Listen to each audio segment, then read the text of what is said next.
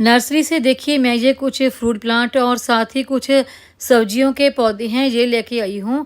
हालांकि मैं इससे पहले भी कुछ फ्रूट प्लांट लेके आई थी जनवरी के महीने में। उस वक्त मैं एक आम का प्लांट लेके आई थी और एक संतरे का, तो वो वीडियो भी मैंने आपके साथ शेयर की थी। तो उस वक्त मुझे कुछ खास ज़्यादा प्लांट मिले नहीं या मुझे कुछ अच्छे नहीं लगे, तो फिर फरवरी में मैं नर्सरी जा ही नहीं पाई। तो अभी देखिए संडे को मैं ये इतने सारे प्लांट लेके आई हूँ, लेकिन अभी मैंने इनको ग्रो नहीं किया है क्योंकि प्लांट को जब आप लेके आते हैं तो तुरंत ही उन्हें किसी न किसी गमले में ना लगाएं, कुछ दिन अपने घर में रखें, फिर आप उन्हें किसी ड्रम या ग्रो बैग वगैरह में ग्रो करें, क्योंकि ये वहाँ के जो एटमॉस्फेयर होता है ना नर्सरी का, वहाँ से आए हुए हैं।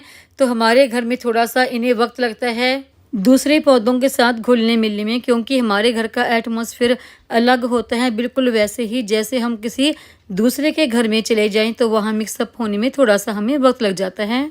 तो चलिए अभी मैं आपको प्लांट दिखाती हूँ कि मैंने कौन कौन से लेके आई हूँ। तो सबसे पहला प्लांट है देखिए ये अनार का। हालांकि अनार के प्लांट ना मेरे गार्डन में 3-4 हैं और सभी एक ही अनार से कटिंग के द्वारा ग्रो किए हुए हैं। लेकिन तो फिर मुझे ये प्लांट लेने की ज़रूरत क्यों पड़ी, देखिए इसलिए क्योंकि उन प्लांट में ना फ्लावरिंग बहुत ज़्यादा होती है और फ्रूट भी बनना शुरू हो जाते हैं, लेकिन जैसे ही कोई आंधी वगैरह आती है तो पूरे का पूरा फ्रूट गिर जाता है। तो इससे मेरा मन बहुत दुखी होता है। तो इसलिए मैंने सोचा कि एक अनार का प्लांट और लेके आऊँ। ये प्लांट देखिए इस तरह से आया है। इस प्लांट के पत्ते ना जो मेरे घर में अनार का प्लांट है उससे थोड़ा सा चढ़ाई में ज़्यादा हैं और इस प्लांट को देखिए इस तरह ना एक बांस की स्टिक के साथ बांधा हुआ है। तो मैं भी देखिए अपने गार्डन में प्लांट इसी तरह से बांध कर रखती हूँ। ये ग्राफ्टेड प्लांट है। जो फ्रूट प्लांट आपने लेने हैं वो आप ग्राफ्टेड या एयरलिंग के द्वारा तैयार किए हुए प्लांट ही खरीदें, उनमें फ्रूटिंग जल्दी होती है। और ये प्लांट देखिए बाहर से आया हुआ है, जैसे कि पुणे साइड से, क्योंकि इसकी मिट्टी ना लाल है। लाल मिट्टी वाले जो प्लांट हैं वो पूना साइड से ही आते हैं। और उसके बाद अगला प्लांट है ये आल स्पाइस, जो मसाले का प्लांट आता है ये वो वाला है। इसकी पत्तियों में सभी तरह के मसालों का टेस्ट और खुशबू आती है। इस प्लांट को आपने खरीदना है तो इसे भी आप एयरलिंग से तैयार या फिर ग्राफ्टेड प्लांट ही खरीदें।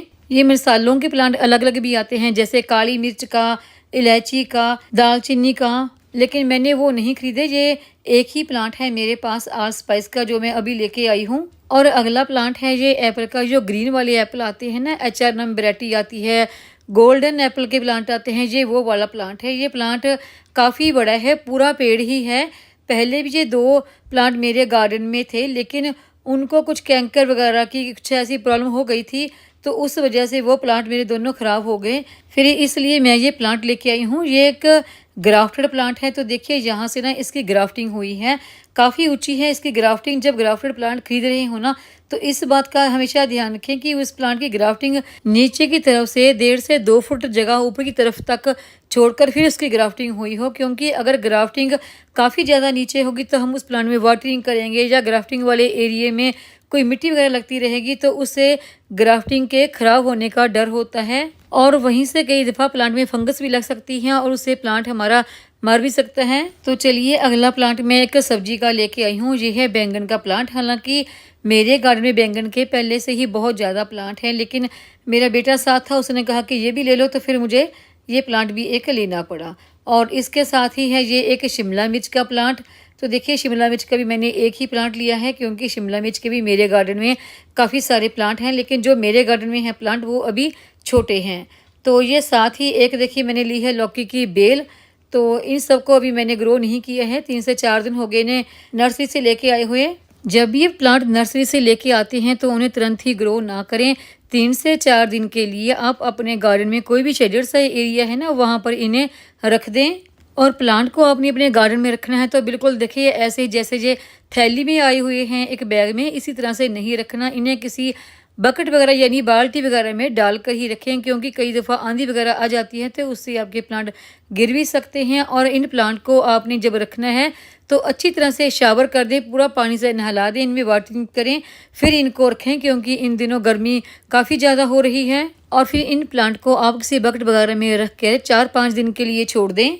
और उसके बाद जब भी आपने अपने इन प्लांट को लगाना है तो एक बहुत ही बढ़िया सी सॉइल तैयार करें इनके लिए और उसमें फंगीसाइड जरूर ऐड करें। और प्लांट लगाने के बाद जब आपने उसमें वाटरिंग करनी है तो उसमें एप्सम साल्ट जरूर मिक्स करके वाटरिंग करें।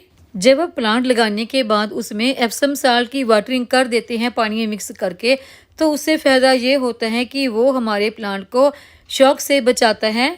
यानी कई दफ़ा होता ये है कि नर्सरी से हम कोई प्लांट लेके आए हैं, उसकी रिपोर्टिंग करती तो उसके बाद हमारा प्लांट रिपोर्ट शॉक में चला जाता है, तो ये एप्सम साल्ट उसको शॉक में जाने से बचाता है। देखिए अभी अप्रैल का महीना चल रहा है और आपने अभी तक अपने गार्डन में कोई नए प्लांट नहीं लगाए हैं, कोई फ्रूट प्लांट लगाना चाहते हैं, कोई सब्जियों वाले, तो अभी भी आप प्लांट लाके अपने गार्डन में लगा सकते हैं, क्योंकि अभी भी गर्मी बहुत ज़्यादा बड़ी नहीं है। तो अभी प्लांट लेके आते हैं तो आपके प्लांट काफ़ी अच्छे ग्रो हो जाते हैं। अगर आपके यहाँ अभी ज़्यादा गर्मी शुरू नहीं हुई है तो आप जो सीट्रस प्लांट हैं जैसे कि आंवला, शहतूत, ब्लैकबेरी, इनको अभी खरीद कर लगा सकते हैं, क्योंकि अभी इनको लगाने के लिए मौसम ठीक है। अगर देखिए आपके यहाँ ज़्यादा गर्मी अभी भी शुरू नहीं हुई है, आप आम का पौधा लगाना चाहते हैं तो वो भी आप अभी समय है लगा सकते हैं। अच्छा, इन नर्सरी से लाए हुए पौधों को आपने अपने गार्डन में किसी बड़े ग्रो बैग में या फिर ड्रम वगैरह में लगाना है, तो किस समय लगाना है? तो देखिए इन प्लांट को आप शाम के समय ही लगाएं, क्योंकि अभी देखिए गर्मी का टाइम है तो शाम के समय ही लगाएं। हाँ, अगर सर्दी में प्लांट ग्रो कर रहे हैं नर्सरी से लाके तो उसे अब दिन में किसी भी समय रिपोर्ट कर सकते हैं। और प्लांट को लगाने के कम से कम 6 से 7 दिन तक आप किसी शेडेड एरिया में रखें। जब आपको लगे कि अब आपका प्लांट ग्रोथ कर चुका है, इसकी ग्रोथ शुरू हो चुकी है, तब आप इन्हें सनलाइट में रख सकते हैं, क्योंकि ये सभी सन लवर प्लांट हैं। तो आप उसके बाद इन्हें यहाँ पर कम से कम दिन की 6 घंटे की भी धूप आती हो तो वहाँ पर रख सकते हैं, इससे उनको कोई भी नुकसान नहीं होता। अगर अभी तक आपके गार्डन में ये प्लांट नहीं है तो आप अपने गार्डन में इन प्लांट को लगाइए और अपने गार्डन को हरा भरा बनाइए। ये सभी प्लांट बहुत ही इजी टू ग्रो प्लांट हैं, इनमें ज़्यादा जल्दी कोई भी डिसीज नहीं होती, ये बहुत ही हार्डी प्लांट हैं। अच्छा, ये जो मैंने आल स्पाइस का प्लांट मंगाया है, इससे पहले किसी भी मसाले का प्लांट मेरे गार्डन में नहीं था, तो इसके जो भी रिजल्ट होंगे वो मैं आप लोगों के साथ शेयर ज़रूर करूंगी। वैसे मैं जितनी प्लांट मैंने मंगवाए हैं रिजल्ट तो मैं सभी के आपके साथ शेयर करूंगी। अच्छा, ये सेब के और अनार के प्लांट तो देखिए मेरे गार्डन में पहले भी थे और अभी भी चल रहे हैं, तो खाली एक ये नया प्लांट यही है आल स्पाइस वाला।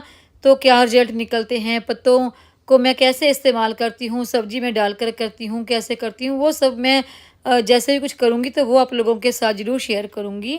तो बहुत ही इजी टू ग्रो प्लांट हैं, ज़रूर लेके आइए आप अपने गार्डन में इन प्लांट को। तो जो भी रिजल्ट होगा मैं शेयर करूंगी। तो उम्मीद है आपको ये मेरी आज की नर्सरी विजिट की वीडियो ज़रूर पसंद आई होगी। वीडियो पसंद आई हो तो वीडियो को लाइक, सब्सक्राइब, शेयर और कमेंट ज़रूर करें। बेल आइकन को दबाएं ताकि मेरी आने वाली हर नई वीडियो का नोटिफिकेशन आपको मिलता रहे।